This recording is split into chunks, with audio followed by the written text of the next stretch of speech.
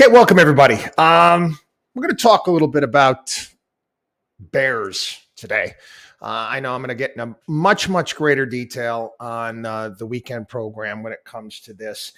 I want to share with you. This is Mike Wilson, who is a Morgan Stanley's chief equity guy. He's got some ideas that he sees the stocks tumbling, or the S&P tumbling to 3,400 within the next 3 months, and sees a turnaround in the first part of 2023. He said it could go as low as what? 3,200 or 3,000? Well, that and a subway token will get you right in a subway. And this is no offense to Mike Wilson. He makes a lot of really intelligent points based upon what he feels is going to happen next. Does it tell you what to do? Does it tell you what to do? Does this help you at all? That information, does it help you at all when it comes to your finances, when it comes to your portfolio? No. See, that's where we come in. That's just what we do. First and foremost, you know what? We'll take worst case scenario. Let's say Mike Wilson, say that the S&P goes to 3,200 over the next few months, where we're sitting around 3,900 right now. That's a major, that's blowing through the June lows. What does it mean to you? How is it going to affect you?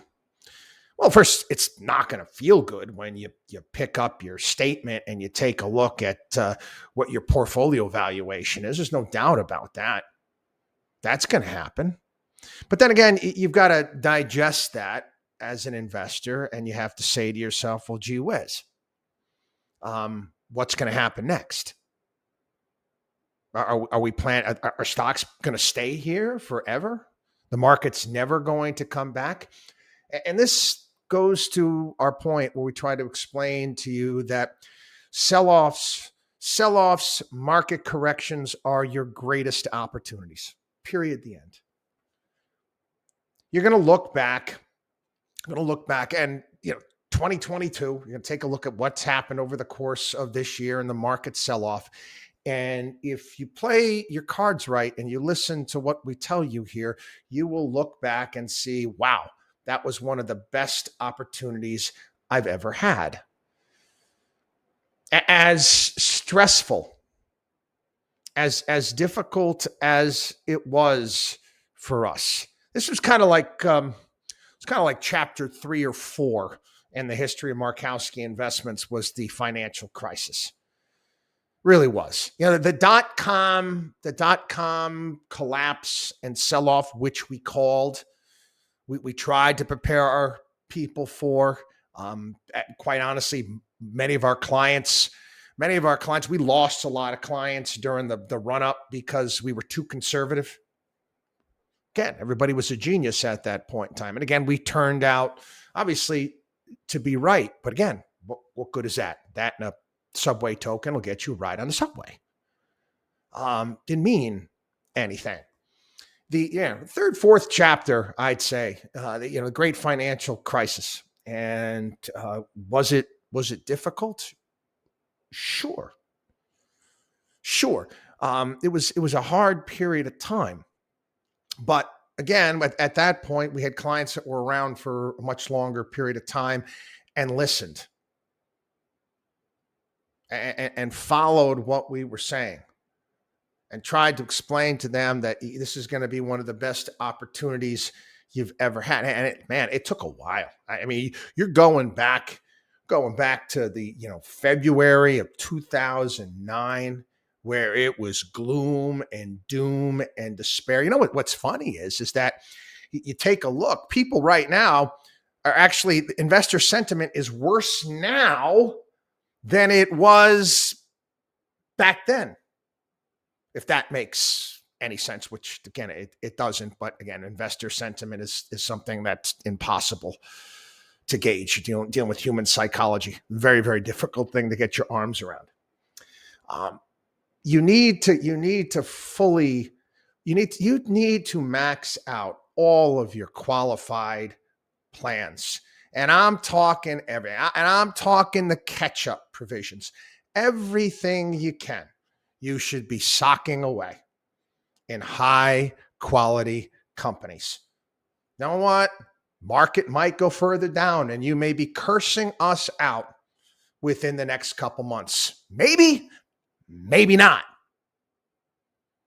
But it's where it's going to be next year, year after, 5 years, 10 years from now. Now, again, if you are in a situation where you need to have access to your finances because you have to pay bills, whatever it may be, you might be in a fixed income situation, you might be retired, your scenario is completely different. It's completely different. And yes, you need to have a certain amount of money in cash and cash equivalents. You take a look right now, like cash equivalent. Take a look at the 2-year Treasury note, short period of time. Chris, are you buying that? I still have a long way off before I'm going to be accessing my money. Or again, I'm not the type of person that's going to be retiring anyway. So no, that's not something I would be messing around with. But yes, for certain people that have a shorter period of time, you know what? Not a bad idea. But these are things you have to deal with ahead of time. Again, you might be in a difficult predicament right now when it comes to, gee whiz, maybe I should have, taken some money off the table. Okay, make some adjustments. Make some adjustments here and there. Okay, and you'll be all right. But again, trying to guess what's going to happen next and moving things around in your portfolio based upon what you think the market is going to do, or what this guy thinks the market is going to do, or what that guy thinks the market is going to do. It's an exercise. It's an exercise in futility. In my experience, it really is. You're not going to get it right. You're not going to time it right. Of all the things that we've called over the years here on the program, and we've called a lot. Timing? No. I mean, again, I'm really good at finding valuations and understanding what's going to work and what's not going to work. The timing of things, I can't tell you that, nor can anybody else with any sort of acumen.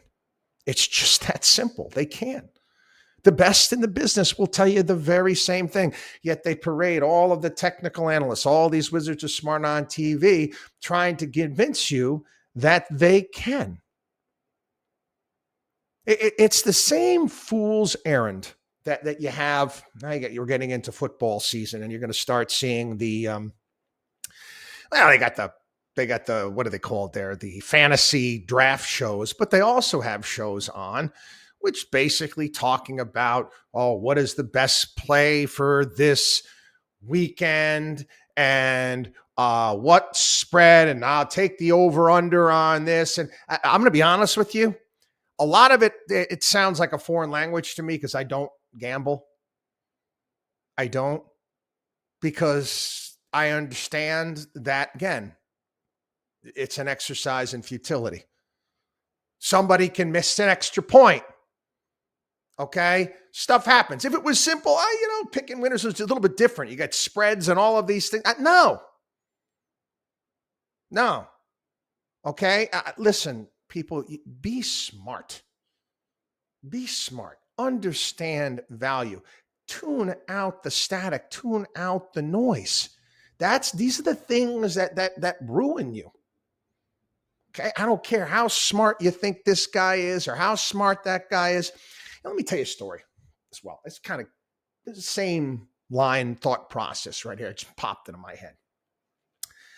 You ever notice that some of the smartest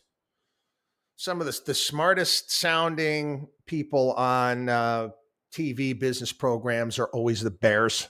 You ever notice that? Yeah. They're always the guys, like the people, the bears, the ones that are predicting everything is going to go down. And there's a litany of them that have been around forever. And then they, when things are going down, then they're in the news more, and it's going to be the greatest crash of all time. You ever take a look at their performance long term? Huh? Are these people the same ones that are, pitching you to buy gold and silver and all sorts of coins and crap like that you can fondle? Ooh, you can touch it. You ever think about that a second? Just talk about, I got this gold, it's going to be worth this, and these coins. Do you really see a future where you're going to be going to your local convenience store and bringing your gold coins in to buy stuff? Do you? I don't see that happening. I don't. Anyway, neither here nor there.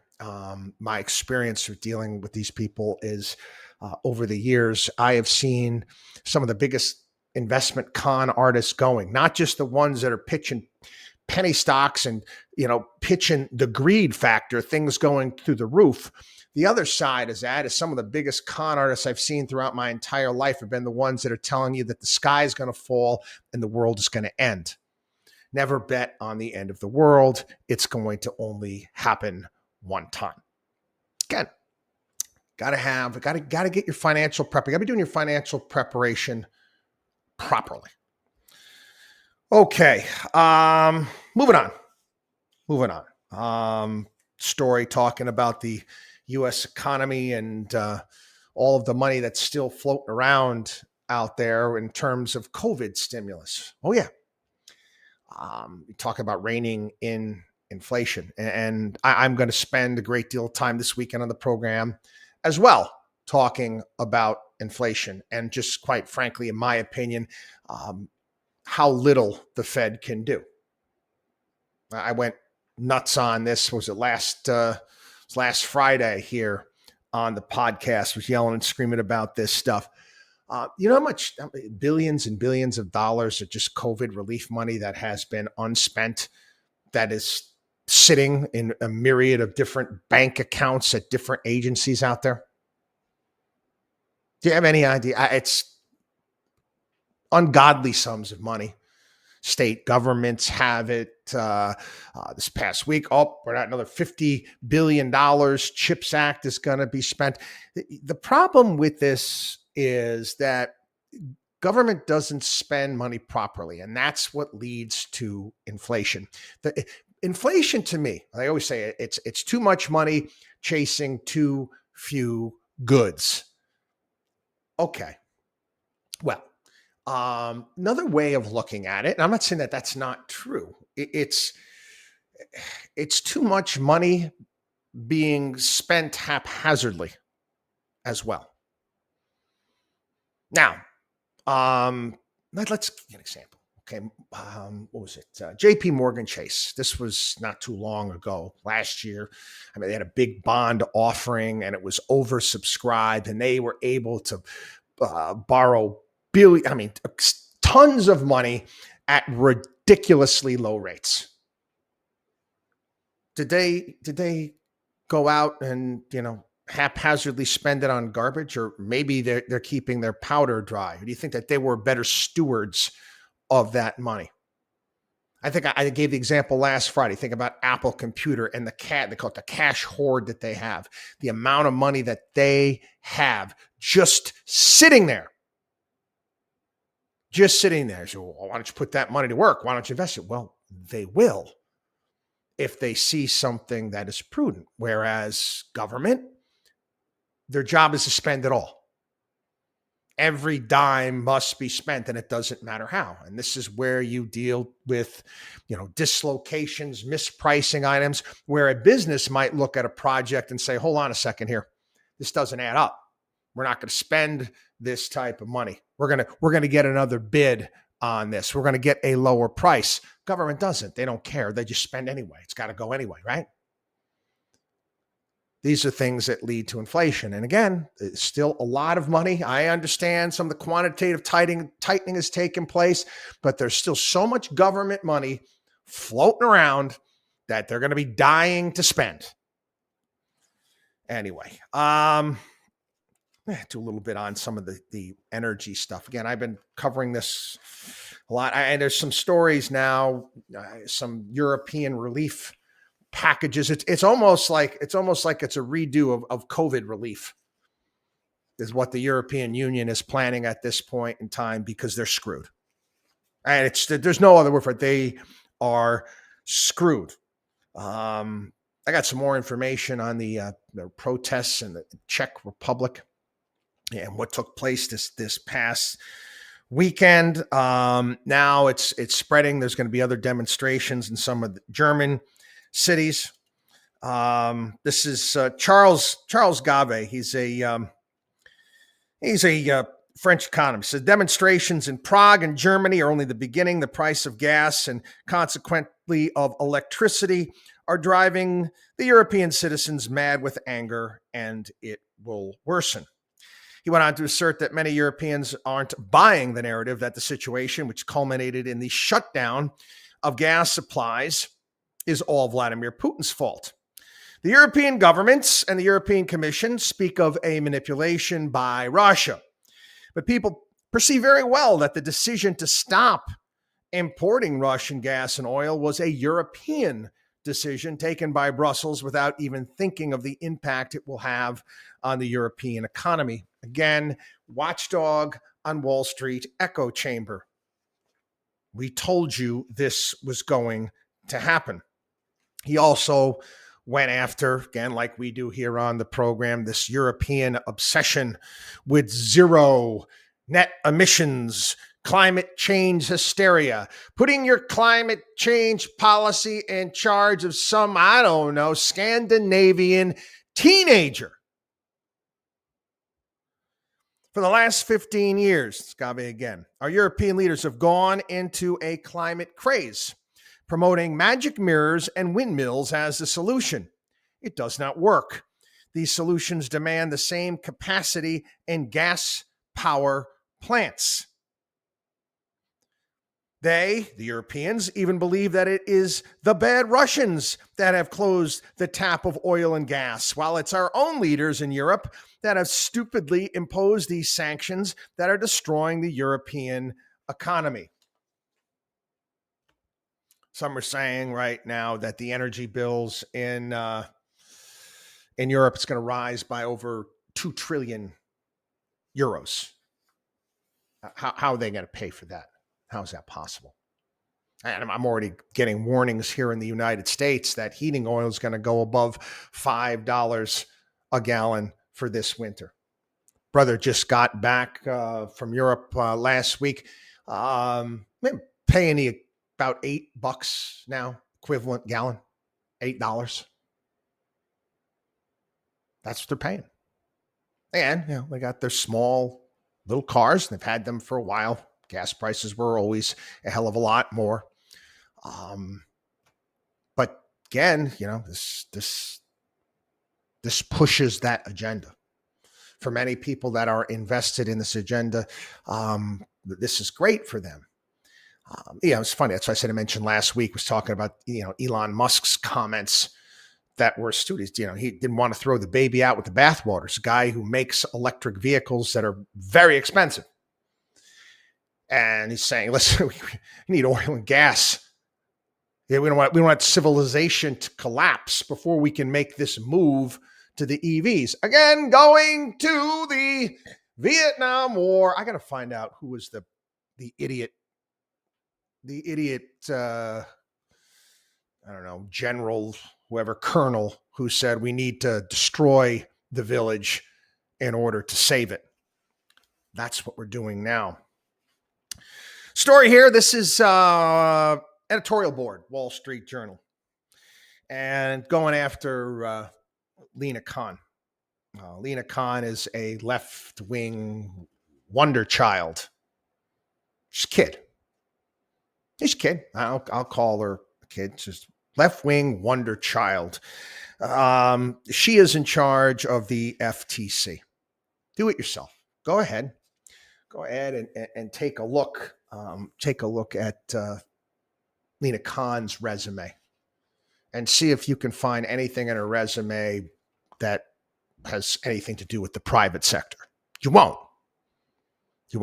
She wrote a paper wrote a paper when she was in college. I think when she was going to Yale Law School. Wrote a paper when she was going to Yale Law School countering, I think it was Robert Bork did a book in the 1970s talking about antitrust and the focus on consumer prices. And was a counter to that. I think it was something called the Amazon paradox. I can't remember off the top of my head. But like Thomas Piketty, the French economist that loves all things communist, Lina Khan, the lefties love her too. But anyway, she's going after Walmart.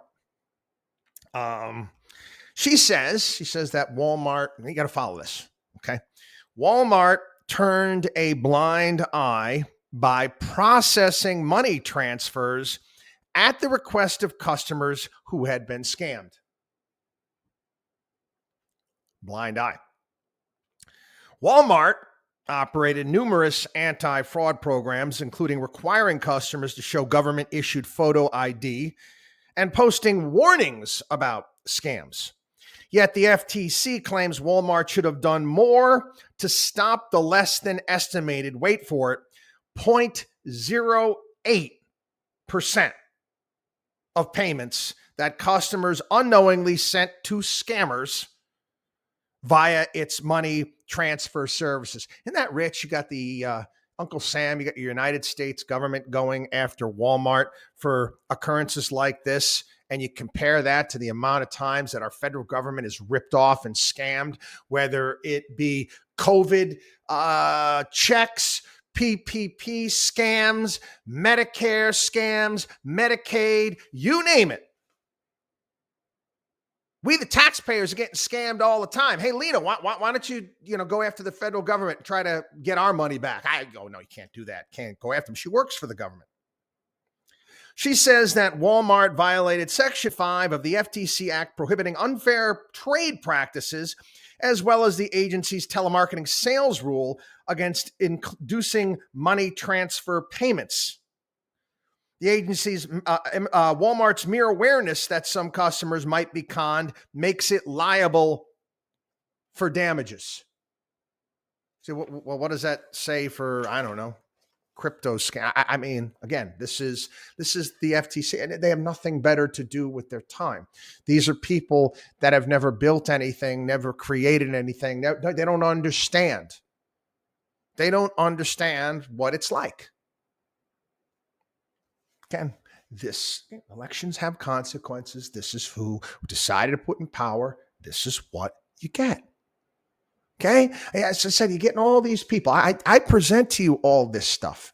You can watch, Fox News and get all riled up and angry, and they're yelling and screaming. People, I'm sorry. I don't know what to tell you. You voted for this. Schools are back and confronting severe learning losses. We went over this on the program. The numbers are awful, and schools don't know how to handle it. And utilizing tutors, doing a myriad of things. Again, we believe we were right from the get-go. They should have done a do-over. My son, who is a sophomore in college, right, his junior year in high school should have been a do-over. Yep. Should have been a do-over for everybody. Sorry. That's what I believe. Let me tell you something about do-overs. Many people don't realize this. It's something that, again, it eats at me, but I guess I kind of understand it. And, it's again, I'm libertarian. If you have the money, what do you care? My kids play a sport. Again, and I don't like the fact that it's becoming worse, more of an elitist sport because of the costs that are involved, and clubs and travel and all these other things. And it's not the only sport that this occurs. And this is the sport of lacrosse. I noticed this when my eldest was in eighth grade, and we moved up to Long Island from Florida. And one of the reasons why I moved up here is for my kids, certain education things, and also because this was their thing. And this is where some of the best areas for lacrosse were. And we'd play teams from certain parts of the country, some, again, club teams. These are high-level programs. In particular, Maryland. Another one would be New England, where we're like on the field in 8th grade, and I'm saying to myself, and you can just take a look at the kids that we're playing against, and they're just bigger. They're just more developed. Their calves are bigger. And you can learn that, oh, gee, this is one of the things that they do. They require the prep schools in and around the Baltimore area. They like the kids to reclass, basically do 8th grade again. So they're that much bigger for sports. And again, if you can afford to go to some of these schools, what do you care? Same thing with all the New England prep schools. And now they're pushing this upon all of the kids. They want to, go to a year prep school, do a postgraduate year before come in bigger, stronger, faster. And for many parents out there, they can afford to spend the money and do it. I'm not a fan of it, but it is what it is. Many of these kids might have had difficult time with grades during COVID. And guess what? Their parents can afford to send them to Salisbury and Deerfield and all of these places. I don't care. That's fine. If you can afford to do it. Should have been a do-over for the entire country. Should have been. It should have redone the start over. This is what you're going to do. You're going to shut down the schools. You're going to have these stupid classes online, all this garbage. And I was screaming out because, again, I had 3 kids in the house taking stuff online, and it sucked. They didn't learn, how shall I put it, jack shit once they shut down from COVID. It was a joke. And then you're canceling the state tests, and then you're canceling them the next year because of COVID. Randy Weingarten, honestly, to me, she's hellspawn, for crying out loud. When I see Randy Weingarten, I see Lucifer for crazy. She's the worst, the head of the teachers union. But that's what they should have done. Anyway, Jason Riley piece, Wall Street Journal, student loan forgiveness raises a question about college. I want to go over some of these numbers for you. And it's fascinating. It really is. Tuition, 20% of the total cost of attending college. Okay, got that. And then, you get the College for All advocates note that people who have a college degree tend to earn more. Economist Richard Vedder did a book in 2019 on higher education. It was called Restoring the Promise. You got to graduate, though. 40%, it's an amazing number, 40% of the people who attend college don't finish. Think about that. 40% who attend college don't finish. College graduates with poor academic performance, the ones that graduate in the bottom quartile of their class, earn roughly the same after graduation as high school graduates. Now, these, again, former college students got to pay back student loan debt with equivalent earnings to those with someone with a high school diploma. Financial assistance programs are intended to help the poor, but the percentage of poor people graduating from college has dipped even as tuition assistance has increased. Think about this. Again, another failure, Great Society failure. 12% of recent college graduates came from the bottom 25% of the income distribution in 1970. 1970. Today it's 10. It's worse today than it was in 1970. Financial aid, too, often enables people with little chance of graduating to attend college anyway, only after they regret it. We shouldn't be trying to funnel as many kids as possible to college. It should be something that you're going for. Again, I gave you my philosophy when it comes to this. People, don't agree with me. I have friends here, again, their parents. It's an ego thing. What's your kid studying at school? Oh, he doesn't know yet. He doesn't know yet. Why the flip are they going? I mean, unless, again, it doesn't matter to you and you can afford to, if you can afford to send it, it's like, again, like the whole recap. If you can afford to send your kid, you want him to reclass it or MB, it's your money. Don't put it on your kid. Don't put it on your kid. Don't make your kid, go out and take out a loan for something that, again, they're not ready for yet. Everybody is different. Everybody matures at a different rate. You've got to find out what the hell you're doing. And again, the system wasn't designed properly here. We talked about it on the program and how in other countries, places around the world, you want to be a doctor. Guess what? You're getting trained right away as soon as you get there. You don't have to take the elective basic basket weaving classes that whatever university you're going to is making you take. But anyway, it's interesting when you force people through, then you end up with people that even graduate that can't handle it. And in today's day and age, with all of the diversity crap that employers have to go through because human resources has gone woke, you end up hiring people that end up losing their job. I had a conversation with a friend of mine this past weekend, and he is a boss and I'm not a big investment firm. Okay. Does a certain department and he's in charge. He's got to make sure he's not human resources, but he's got to go over the people that are hired and he says the amount of people that we have to get rid of because they can't even pass their exams is extraordinary. And I'm like, what? Again, this is a white shoe firm. Okay. This is a white shoe firm. But they're taking people in that were obviously pushed into certain universities that were obviously pushed through there. If you can't pass your licensing exams, newsflash here. It took them all. I didn't take a single finance class when I was in college. Okay. You can do the homework. You can do it. Anyway, moving on. Quiet quitters. This was a story today talking about some Gallup and some various polling groups talking about the amount of people that are upset with their jobs. They don't feel fulfilled and they're doing the bare minimum on the job. That's just the new phrase. You got to come up with something.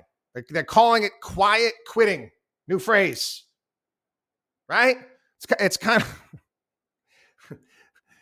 like, the whole thing where they were talking about, with self-driving and all this, it's like it was some sort of new thing, that people are obviously getting gig work. Oh, it's gig workers.